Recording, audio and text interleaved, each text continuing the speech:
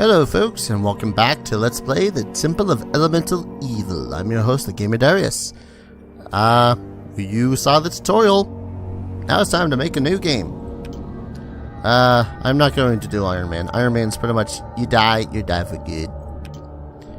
Now this party is going to be true neutral.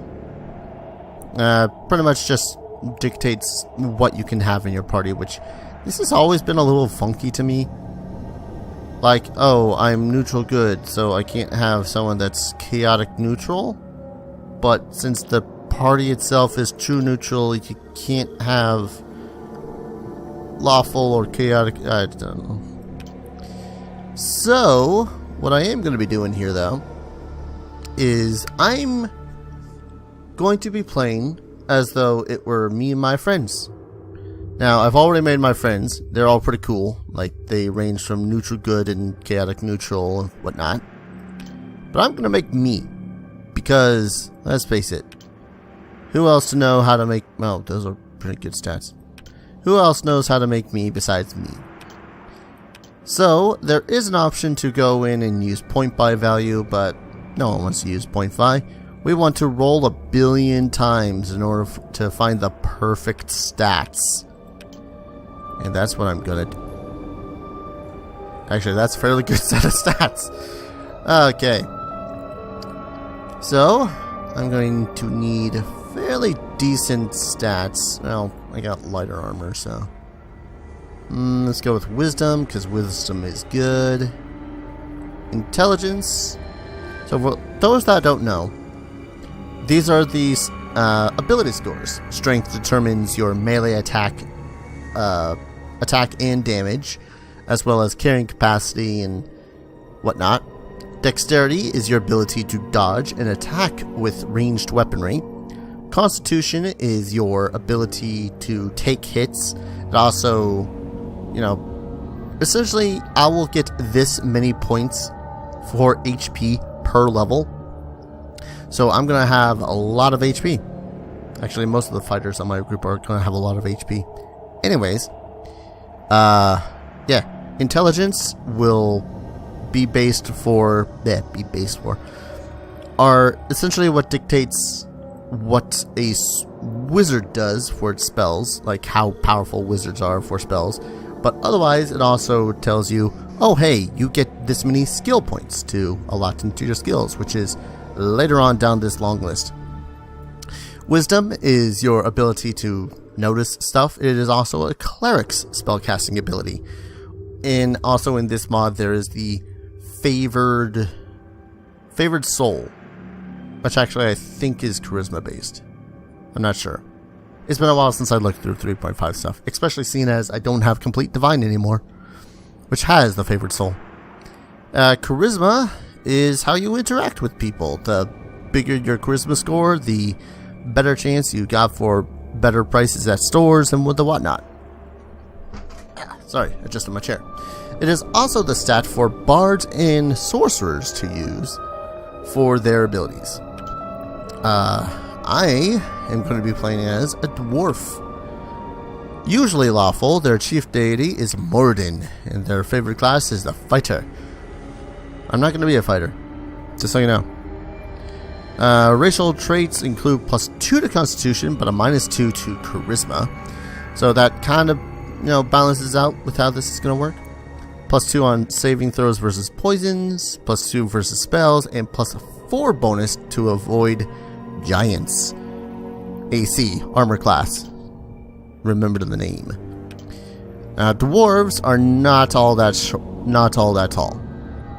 Like, the tallest they seem to get is 4'5" ish. I'm gonna go with a solid 4'4". Why not? Now, could go outrageously hairstyle. You can honestly barely see the hairstyles here, but at the same time, it's like, what the hell? But we do get helmets, so that's going to hide that pretty easily. And now the classes. I am personally going to be going with Barbarian. A ferocious warrior who uses fury and instinct to bring down foes. they have a rage ability, which they can use certain number of times per day, and this provides them a flat bonus to strength and constitution, which again is awesome. There's the bard. I can't select the bard because it's lawful. Bard essentially is, how to put it, they cast magic through song. Yeah, they're usually the face of the party. I got one in the party. There's the cleric, who has divine healing, capable warrior. Druid, which draws their magic from divine spells, but from nature, and is eventually able to shapeshift, which is cool. Fighters are just that, fighters. They essentially are barbarians, but the thing is that fighters are more based around skill than raw might. The monk is kind of hard to describe. They are martial artists, but sometimes they get funky powers and abilities like immunity to poison and disease, or immortality. Well, not aging, anyways. Yeah. Paladins are divine warriors. I can't be a paladin because you have to be lawful good to be a paladin. Rangers are essentially the fighters of nature. They have 2-weapon fighting or master the bow, which actually would have worked a lot better with Kelsa's character now that I think about it. Oh well. Already made. And they get some spell casting and a animal companion, which they could, chill with, whatnot. Rogues are pretty cool in that rogues are stealthy masters of shadow. They backstab, they pickpocket, they're pretty cool like that. There's a sorcerer, which, since my charisma is less than 11, is not going to work out. But sorcerers draw their magical power from within themselves. It's innate. They're cool like that. But because it's innate for them, they get less spells to know, but they can cast them more per day. Wizards are the opposite. Their spells are drawn from knowledge, from books, from learning, from understanding the universe around them. But because of this, they can cast fewer per day, but because they draw their knowledge from spell books, they get to know more of them. And then there's this one. Error, missing line 20034 in Messstat. Okay, so that must be charisma based. Favorite souls are essentially the sorcerer version of a cleric. So instead of preparing their spells per day, they know their spells like a sorcerer does, which is alright. Alignment. I always pictured me as a little chaotic neutral. Alignment's kind of a big argument when it comes to D&D. Essentially, chaotic neutral follows their own whim without being motivated by either good or evil. They exist. They live. That's what they do. Morden, I ain't gonna go with a god. Now, feats. Feats. Now, I love to be the heavy hitter of the party, so I'm going to go with power attack. Wait, call familiar. What? Straps. Did I?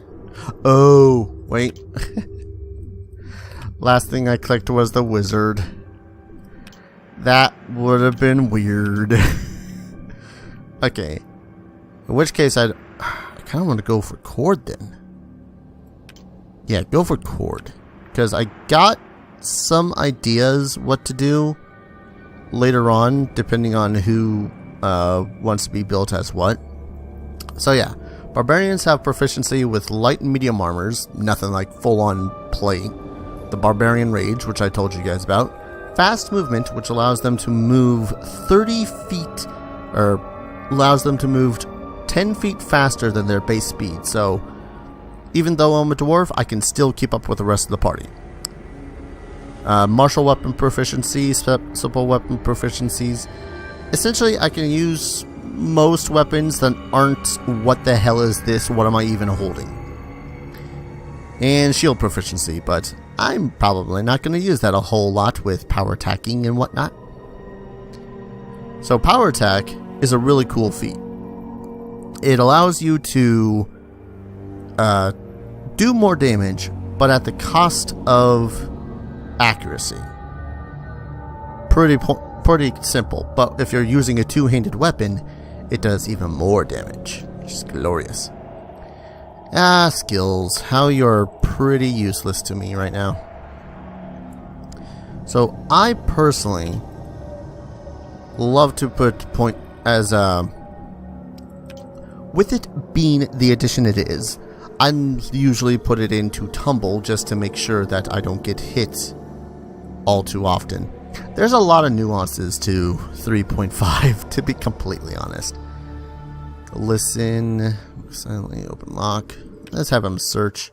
So you know, the white skills are skills that if I invest a point in, it's a full point. Doesn't matter. But the yellow skills are cross-class skills, which means that when I put a point into it, I get half of the value, which is not so good. It just makes me wonder what the hell else to even bother putting this into. Move silently, I guess. There is a hide skill, right? Yeah. There we go. Portraits.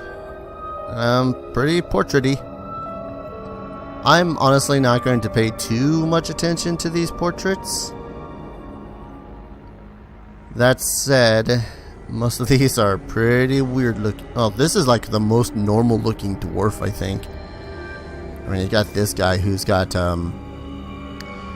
he looks constipated. I'm just gonna say it right now. And this is that's a beard.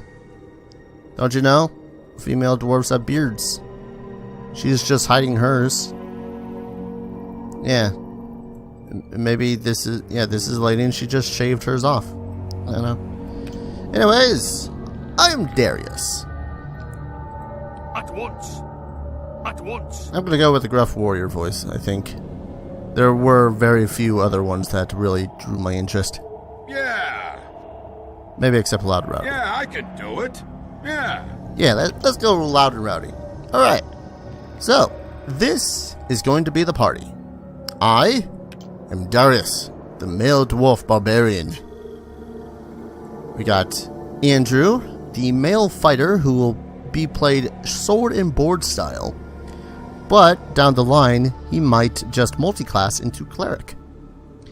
We have Kelsey, the female dual-wielding fighter with more focus on dexterity than strength. We have Link, the male elf rogue who has a affinity for picking pockets. We have Mario, the male half-elf bard who, well, he gives to the rich and feeds them. I don't know. He does stuff. He's a bard. Bards do things. And Winna, the female human wizard who will cast primarily lightning spells. Possibly. Could be. I'm not sure. So, you might notice I have 6 characters here. Again, I had said that the default amount of characters you could have is 5, I'm going to say. I don't know. They give you a lot of slots to work with. In any case, let us begin the adventure. Oh, that's... God.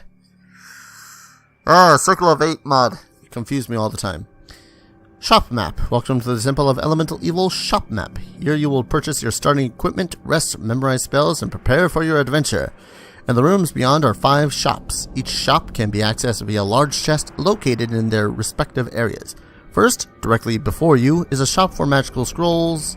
Yeah, this pretty much tells you the basis of the shop. It pretty much allows you to completely customize your characters. Because, as you will see, all of them are naked. But we can get our default starting gear, auto-equip them, collect 500 gold pieces. And that's pretty much it. So now we are equipped. The barbarian starts with a club. Wait, 500 gold. Okay, yeah. For some reason, Andrew starts with a battle axe as a fighter. Do fighters just start with a battle axe? Probably.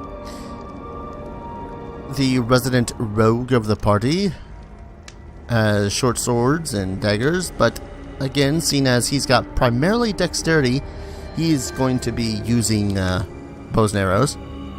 The bard is going to be... Actually, no, this rapier can go to Kelsey. That axe can go to Darius. Give her the dagger. Now, I say sword and board, but Andrew's pretty much just going to use whatever weapons would best be allotted to him. And Winna... Yeah, Winna, you keep that thing. So, yeah. This is kind of the oddest part when it comes to this entire thing. Because... the mods, I mean. Because everyone essentially can buy whatever weapons and armor that they want in the first place. Now, because... Mostly for the most part, yes. Everyone starts with the equipment they already need. But again, this is for further customization. So, okay, those weapons suck. I think this is a... No, that's armor. There's the other weapons chest. Here it is. Here it is. Meh. Barbarian sword? What? You mean barbarian sword? Whatever. Anyways, so I'm gonna go with the ever so pleasant staples for what I want for my characters. Well, they already got armor. I can sell some of this stuff. Yeah, okay. I am gonna grab a greataxe for Darius. Hello, greataxe. Glorious weapon you are. He doesn't want the club. Single axe. Where are the shields? Oh, will I need them all later on? I don't know. Anyone else have anything else that needs a selling? Actually, let's give the short sword to Kelson and replace that with a dagger. Yeah. So you can see that there's essentially four denominations of money here. Copper is essentially your pennies. 100 copper equals a gold. Silver is your dimes. 10 silver equals a gold. Gold is your dollar. A dollar is a dollar. A dollar is a gold. But a platinum is essentially $10. So, yeah, we have $476.64. I hope I did that right and didn't completely sound like an idiot. Now, Mario is able to wear armor. He's a bard. It's weird that they don't start him with armor. So we're going to give him armor. Armor that hopefully doesn't completely suck. See, the thing is with magic in this particular game is that it will give a spell failure chance depending on how heavy it is. So you see this studded leather, it gives a spell failure chance of 15%, which sucks. But if I remember the rules correctly, I've never really played a bard, so forgive me if I get it wrong, but bards get an ability to ignore the armor check penalty of light armor. Barbarian armor, that is +3. Where's mine? It's already +3. See, I could wear the heavier stuff as a barbarian. Scale mail. Yeah, probably gonna go with scale mail. Again, I'm sorry if this character making process is not interesting to people, but you know, it's... Oh no, I should have gone with plain chainmail. Oh no, that's 204 gold pieces. Ugh. So you'll see my AC is now an 18, but we need armor for our sword and border. Let's give him some shiny silver plate, because his AC has got to be higher than that. Let's see. Oh, that allows a max dex of +3. Holy crap. Boom, 19 AC. And later on down the line, I will try to get him some sort of tower shield. But for now, a large steel shield will do. Wrong type of... oh. Goes in the buckler slot. Oh no, I need that buckler. Crap, because bucklers in this will work. Oh no, I don't need that buckler. Wasting money, Dar. Wasting money. So, is there anyone else that needs anything? You already got a small bit of armor. You're mostly going to be casting spells, to be completely honest.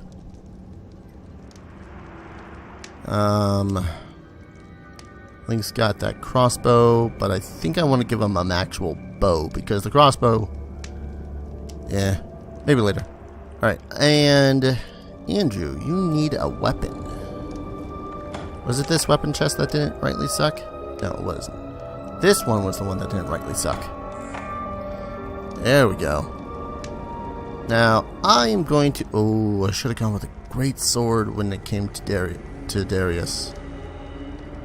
Well, doesn't really matter what sort of longsword we get him. Just give him a longsword. Plop it in his hand. He's good. Look at that AC. 20 to start. I hope you're happy, Andrew. Happy with your 20 AC. Now, everyone else is pretty damn copacetic. The only one that doesn't really need much done right now is Winna, but that's mostly because she's a wizard. She can't equip much. Clothing. Clothing.